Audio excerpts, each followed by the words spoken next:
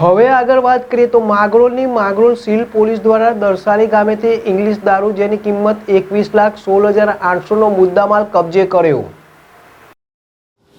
Seal police station વિસ્તારના દરાસલી ગામના સરકારી દવાખાના ખરાબાના કાચા રસ્તેથી ભારતીય બનાવટનો ઇંગ્લિશ દારૂ ભરેલ આઈસર ટ્રકને પોલીસે સીલ પોલીસ સ્ટેશનના પોલીસ સબ ઇન્સ્પેક્ટર એસ.એ. સોલંકી સાહેબ તથા એએસઆઈ ડી.એ. ડોડિયા તથા એએસઆઈ જે.કે. ઘરચર તથા કોઓર્ડિનેટર દિનેશ ભેડા, કોઓર્ડિનેટર અરવિંદ ગોહિલ સહિતના અન્ય સ્ટાફે દરસાલીથી ચર તરફ જતા રોડની ઉત્તર તરફે સરકારી ખરાબાના કાચા રસ્તા ઉપર એક ટ્રક આઈસર ઇંગ્લિશ દારૂનું કટિંગ કરવાની પેરવી કરતી હોવાની બાતમી આધારે રેડ કરી બાચકાઓ ચેક કરતા ઇંગ્લિશ દારૂની પેટીઓ રાખેલ હોય જે તમામ દારૂની પેટીઓ ચેક કરેલ, જેમાં અલગ અલગ નાની મોટી દારૂની બોટલો મળી આવતા આરોપી રિઝવાનભાઈ ઉમરભાઈ લાખા અને ઇરફાન શાહ રફીક શાહ સરવદી નામના 2 આરોપીઓને ઝડપી પાડ્યા, જેના કબજામાંથી અલગ અલગ કંપનીની સીલબંધ નાની મોટી કાચની બોટલ નંગ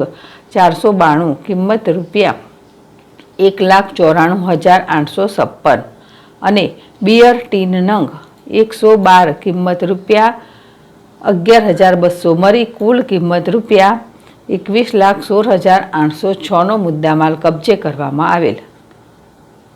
જીતુ પરમાર, ZSTV માંગરોળ।